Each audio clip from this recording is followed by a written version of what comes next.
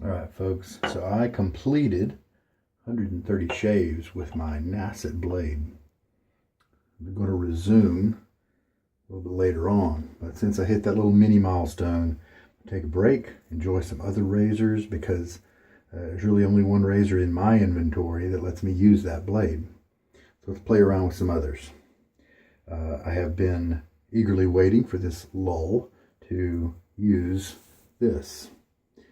This is a charcoal goods razor. The cap and the handle are antique brass. So you can see kind of the aged look of that. Now this base plate, as you can see, looks more bright and shiny. At the end of this video, I'll give you a little razor tour, and it'll give you first-hand look at the difference between the antique brass and the bright brass that they have. I bought this razor with a level 2 base plate initially, and that one is antique brass. But that one's too rough for me. I really have to work really hard to shave with it without it being a problem.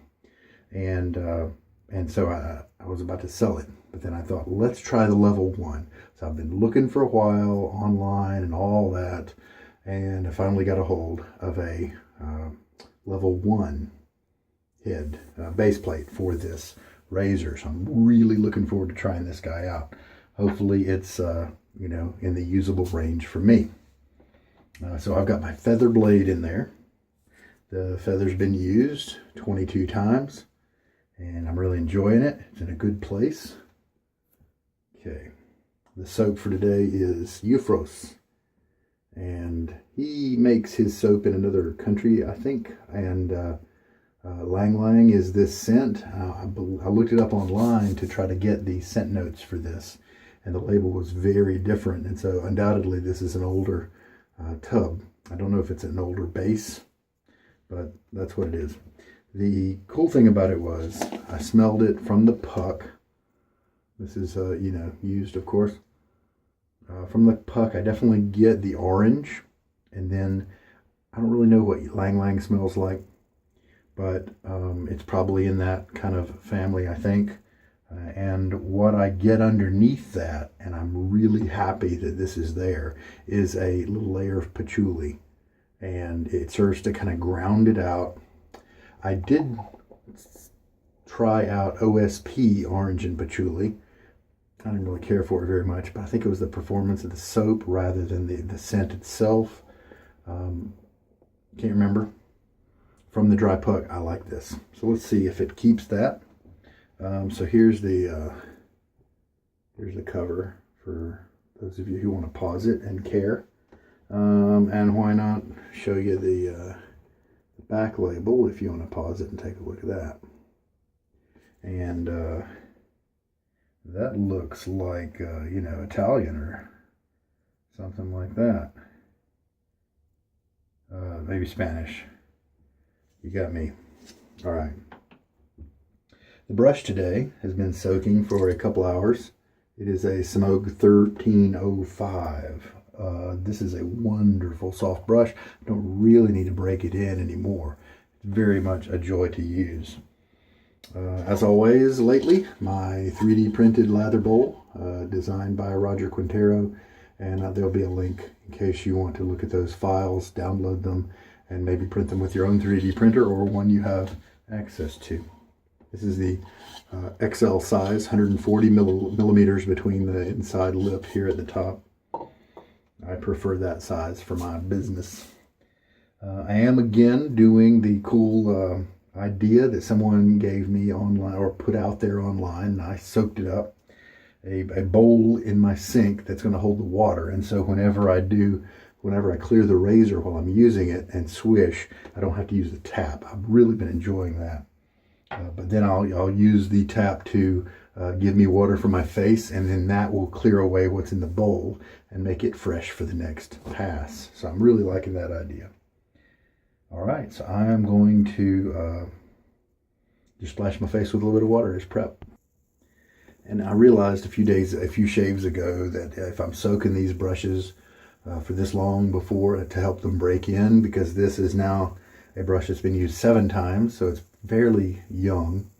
If I want to do that, I should do it in cleaner water than what I have. I've got hard water, and so I've used distilled water now to soak these guys in.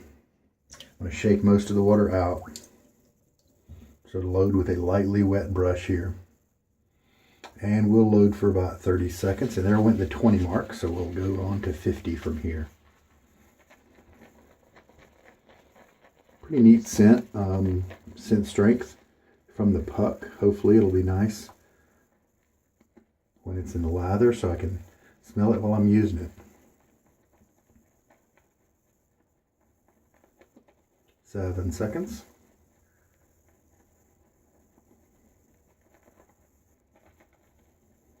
And there we go.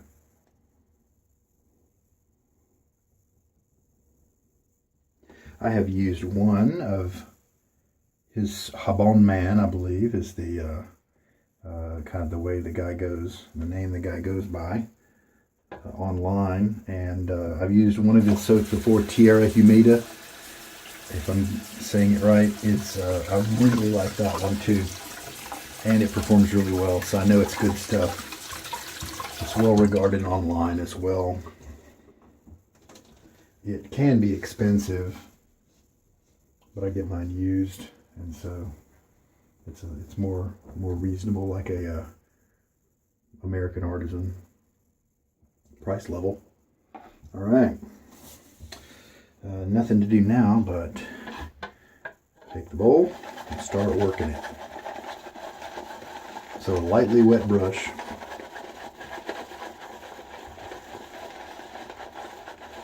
Oh yeah, that scent is coming up to me. That's nice.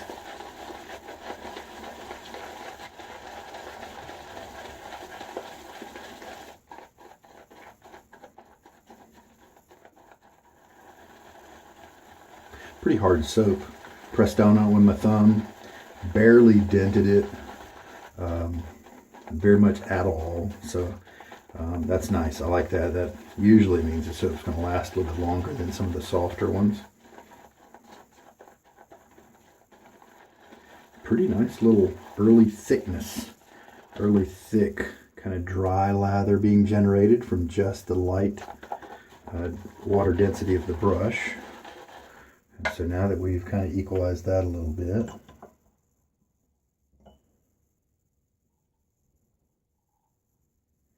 put in a teaspoon of water.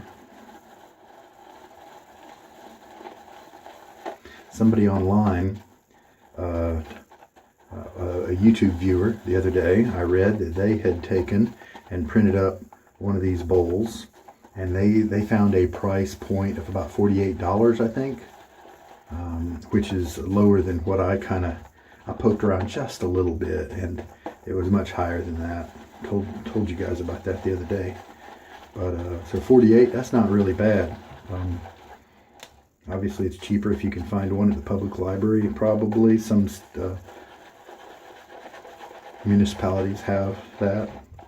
Also was reading online where for 3D printing there are a few UPS locations. The UPS store, but they often overcharge for stuff. So, but it's worth checking out. Looking like a good lather. It's very, as I pull it out, you'll find that it holds its structure, pretty well. And so that means we're going to keep adding water until it loosens up a bit. So now 2 teaspoons in there. Hopefully that's not too much.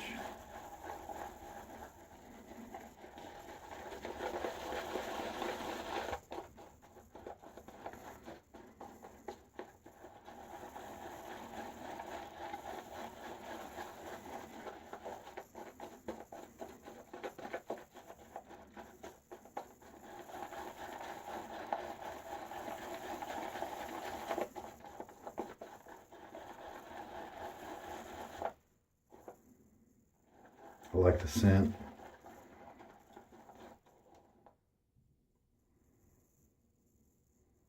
Yeah, pretty much staying true to how I smelled it in the tub. I'm going to refill the syringe. Let's put another half teaspoon in there. Now that we've put 2 teaspoons, I'm going to slow down the rate at which I add water.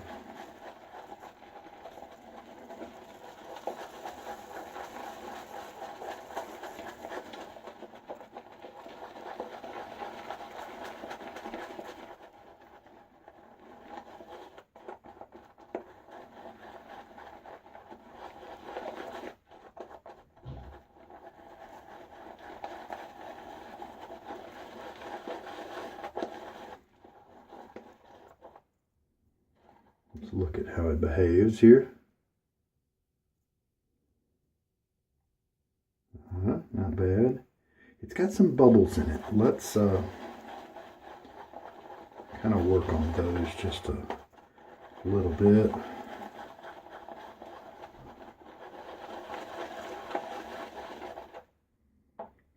Maybe add a little bit more. Because the good thing is you can always just a little bit of a pain, but you can rescue a lather that you wet too much by going back to the tub for just 5 or 7 seconds and then going right to your face with that. Then you do have to add a little bit of water to your brush, and then that will usually bring the creaminess, awesomeness back when you hydrate it a little bit too much. That's looking good.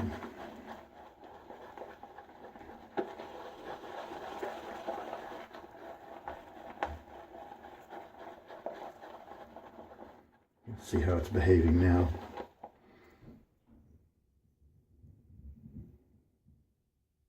It's moving down. It's not able to support its own weight on the brush to some degree. That's kind of cool. That's probably a good point. I'm going to just push my brush down into it just to make sure all that water that was in the brush has found its way out and into the lather. There's a couple of brushes that are really, they'll hold water, and I do my normal pressure, which is kind of an average to light pressure when I am mixing like this, and I think it's retaining a little bit of water and it's not letting loose of it. And so then I go to put it on my face. This has happened maybe twice, and so it hasn't happened very much. I go to press, and then that water's released, and then the lather looks good, like something like this, but then it thins out because that water just kind of flows through and washes it all out. You know, it's pretty weird experience until you figure out what probably happened. Okay, let's do a little finger test on this lather here. It's very light, just a little bit of cushion. Definitely feel my finger print ridges. So who knows, maybe I lightened this up too much. We'll see what happens when I get it on my face. All right, now I'm gonna throw a little bit more water on my face, and then we'll get going. So sometimes when a lather feels this way between my fingers, it's not really staying slick between my fingers when I move the finger pads across. Sometimes that means I've overwatered it, but sometimes it means it's underwatered because it's kind of the dry lather is what's there instead of wet lather. So then you add water and it magically transforms. So let's just see. When I put it on the face, I'll know what has happened. It's going on pretty dry right now.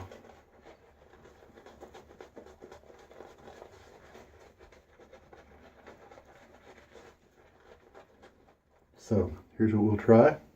A little spray to the chin area and see what it does to the lather. If it starts the lather kind of activating and thickening up and getting creamy, then my lather was too dry. If it doesn't, then it looks like my lather was too wet.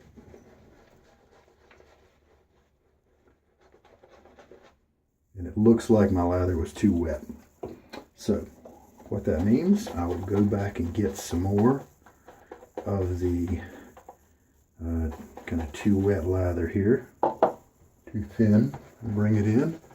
And what you can do is kind of brush it on for you, just bring more of it in, and then it blends with the water that I just sprayed on, and it'll be okay.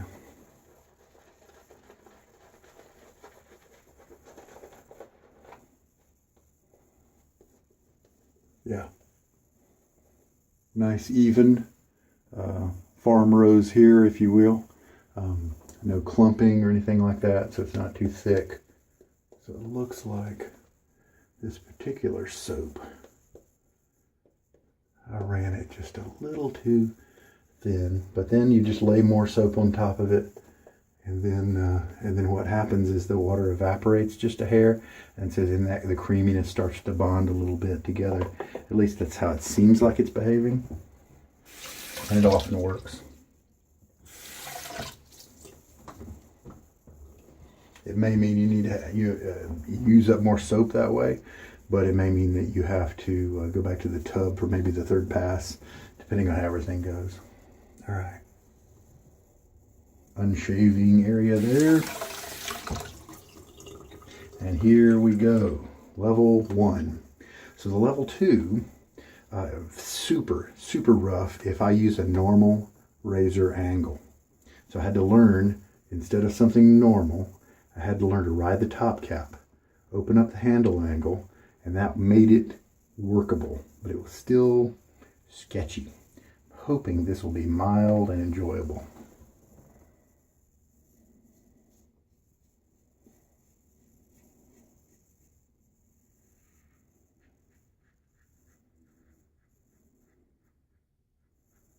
Well, the good news is it's not too rough. Really happy about that.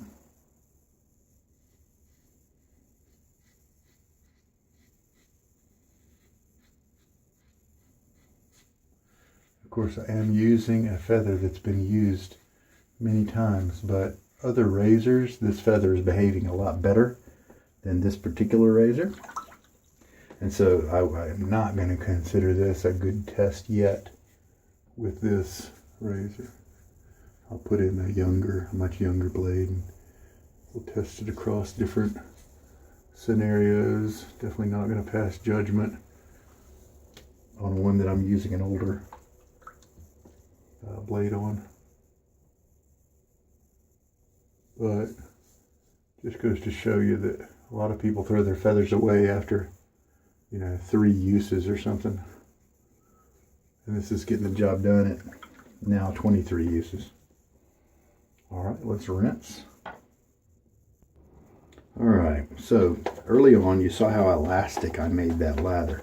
It's very possible that Eufros, at least this formulation of it, doesn't like to be that elastic. So let's just fill this brush up with what's left.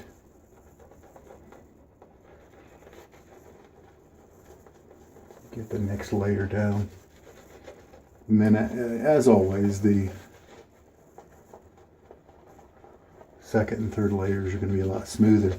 Now this is very faint, okay, and so what we have is a kind of a bit of a diluted lather. And so you know what we're going to do? I'm going to go back to the puck. No shame in that, and load up. Just going to dip my tips in a little bit of that water in that little bowl there, and we're going to get a little messy. Just stir in here for just a little bit, and then there we go. And then let's go to the face, and I'll bet we can get this guy to cream up nicely.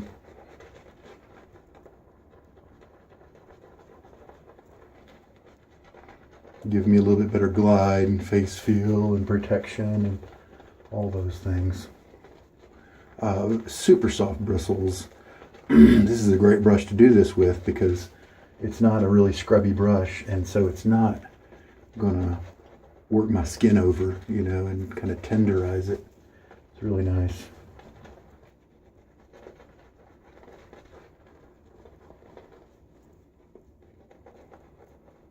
There we go. Now obviously, look at all this excess. You don't usually see that on me because one of the advantages of bowl lathering is that at least when you know the right procedures, for the particular soap, you have all the lather pre-made and you only put on your face kind of what you're going to use. All right, so I want to get a little bit more water on my brush here with all the soap that I have going on. See if we can kind of make it a little kind of creamier. Love this little brush. The handle is quite slippery when it's soapy. However, because of the shape, I have no problem keeping a really good grip on it. So well done with the ergonomics designers of the Semogue brushes. They use this handle shape for many of their brushes. All right, well, as you can see, this is kind of what happens sometimes when you botch a lather.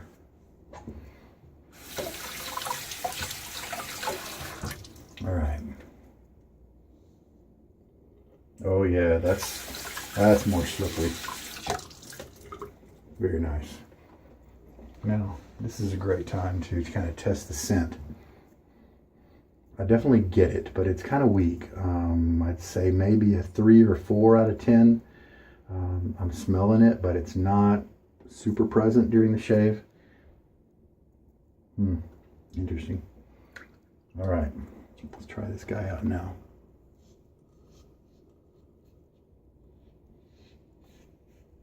Much better.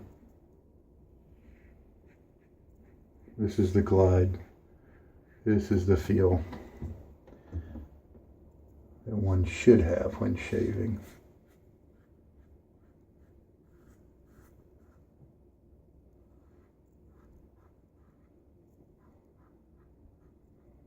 This is definitely more noisy razor than a lot of my razors. And that's, I believe, because the blade edge is not supported right up to the bottom of it, from the bottom, quite like it. You see the top part actually goes, you know, within maybe 2 to 3 millimeters of the edge, but the bottom is probably more like 5 or 6 or 7 millimeters from the edge. And so that means that while the blade can't flex up, it can flex down just a little bit. So that's, I believe that's the cause of the audio that you're getting from it. And sometimes that means that your it's not quite as smooth as some razors like the Razor Rod Game Changer, the Carve Christopher Bradley, Wolfman razors, and others that hold right up close to the edge.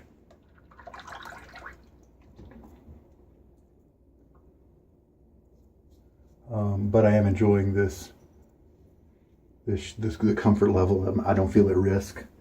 So the level, and I totally anticipated, if they're going to call it a level 1, it should definitely be non-threatening, if you will. Oh, hey, look. I just finished saying that. And I got a little weeper right there. A little bump. There's a bump there, so it shaved off the tip. All right. Which proves the feather.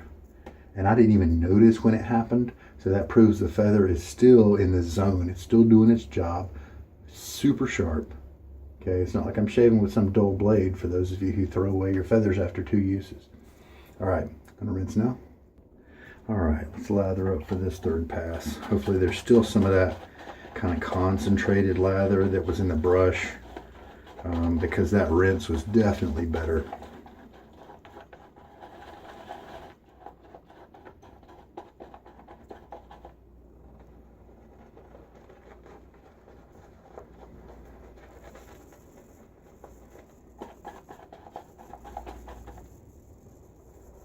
With this feather, it's been such a good cutter, and I have adjusted my angle, learned a couple little strategies for this area right here. And so I have rarely had to go past 3 passes with this blade, so I don't mind using up all the soap if I need to. There we go. Just to kind of work it in and make it all creamy and stuff. I'm just now feeling barely a twinge for that little area right there. He'll probably quit on his own. I don't think I need to worry about him. All right.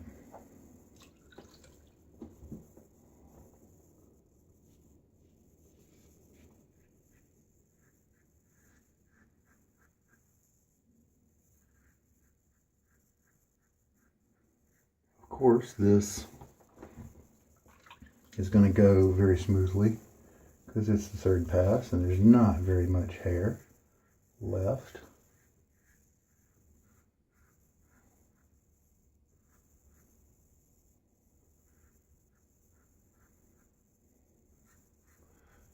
Not as comfortable as some other razors. This little guy is a piece of art. Now I put a feather in him and he's definitely not a mild razor in that sense. As you can see, a mild razor is not likely going to cut you as easily. So to me, the numbers on the charcoal good plates are kind of one off. You know, I feel more like this should be a level 2 and the level 2 that I had should really be more level 3. But maybe it depends on how you shave, how your technique is and all that. I'm really interested in, maybe this gives me even better technique if I open up my handle angle like the level 2. I'm not really interested in doing that. I've got so many other great razors where I don't have to do that. All right, do we rinse? Yeah, let's rinse. Oh, you know what? Before we rinse, let's just get a little bit of soap. Take a look at this area. Yeah, I forgot to shave from the bottom to the top in that area right there. So let's do that. And it's in a diagonal motion that ends up to be a cross grain pattern. And there we go. When it starts to get against the grain, I stop and turn the other direction. Got some swirls right there. All right, other than my little owie right there, I've got, no irritation. Face feels great. All right, final rinse. Even after the rinse and after stropping this 1305 against the towel, just kind of dry it out, I still have some slickness on my face. And so, feels great. Probably some nice post-shave ingredients to just help your face out. Little guy there has still slowly weeping, but big deal. So how's the closeness? Yeah, it got that section really nicely. So really happy with the results, above average for me. So the feather's still doing really well. I'm going to suspend any judgment on the level 1 head because I don't feel like my lather was dialed in right for good performance for that first pass, and that's usually the one that makes the difference because you can't really judge a shaver, a razor by the second and third passes because they're always nice, they're always smooth and enjoyable, and that's when I got my lather in stride. So let's just not worry about it. Chalk it up to a learning experience, move forward. Let me see what I have down. Oh, you know what? Lucky Tiger. It's kind of an orange after a post-shave product, a tonic, if you will. And it's a great time to use it. The scents should match up nicely. So here we go. Lucky Tiger Aftershave and Face Tonic. Has aloe vera, calendula, and chamomile. So we shook it up a little bit just in case there are there's some sediment that needs mixing. I found it historically very refreshing and just nice to my face. It doesn't have alcohol, so it's not gonna sting. Yeah, the scent matches up really well with this soap. Very nice. And I've managed to come across 2 bottles of this with buying things together, in lots. And so I've been kicking myself a couple times when I was wondering about a product to use, and I should have used that one. I really like it. So how much water did we use today? It was too much. It looks like about 3 teaspoons of water, and that was initially with 30 seconds of loading. Looks like I probably needed to do, for this much water, maybe another 10 seconds of loading, or back down the loading. Bring the loading back to 30 seconds and bring the water down. Maybe just try 2 teaspoons of water. Try that out. All right. So there we go. Everything else, the bowl worked great. I was pleased kind of with the output, the result of the razor in terms of how it felt. Looking forward to trying it more with a more dialed in lather. Feather is still kicking, still delivering excellent results, still capable of shaving off bumps with ease and undetectability until later when things are starting to get red. The 1305 has the premium bristles from Semogue, kind of like the 830 does.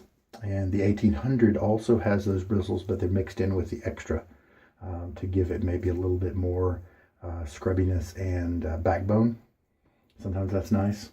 And so I am really happy with the way this brush is working out. I have an online friend who has an 830 as well. And for me, my 830 broke in about, 13 shaves. This one, because I was soaking it 1 to 3 hours before each shave, on the third shave, it felt great. He, on the other hand, with the same type of hairs, took a lot longer. His brush took a lot longer to get right and break in and be comfortable. And so it can vary. Okay, just want to pass that along. All right. Cleanup time. Oh, and I did end up with probably a pass extra of lather for your information. So this scent on the Ylang Ylang, I like it. I like it a lot, especially for spring, summer, and also in the winter. I think it works. The patchouli helps to ground it. I think especially it can be uplifting during maybe a gray period of cold weather where you are, like we have now lately. It's been rain for a couple weeks now. And so something like this can be a very nice addition to your den. A little note about the performance. I forgot to look at the price point of this guy, but to be honest, I kind of like a lot of the cheaper options a little better. If you could find a scent like this, kind of citrus forward, a little bit of patchouli, something like that, in sterling, or especially sterling, such a great price point there, and the performance is fabulous. The face feels great still, by the way. Then especially if this is at a higher price point, I would definitely look at visiting another maker perhaps to get a little better value, just in case. But if he's lowered the prices to make them more even with some of the other guys, then it's good to go, in my opinion. All right, so I kind of summed it all up for you already. The scent on this one, if this again is priced at a premium level, the scent isn't really as sophisticated as would cause me to purchase it at that level. It is what it is. But the performance is very good. I enjoyed it. The razor did reasonably well. Love the brush. So now I'm going to switch on over to the razor tour. So thanks for watching. If you already know plenty about a charcoal goods razor, then take care. Have a good night. So this is I can't remember if it's double helix or dual helix. I think it's just double helix. This is a double helix handle. It does get a little slippery because there's no vertical lines. If it gets soapy and wet, it can get a little slippery, but it's beautiful. When I bought the razor, I didn't quite know if I would like the look of the handle, and so I think it looks a lot better in person than it does on camera. And so then here is the base plate, and this is just that bright brass. It's not the antique brass. And this one is in very, very good condition. It might even be new. And this one, yep, has a serial number. And, they all will tell you the level 1 right here.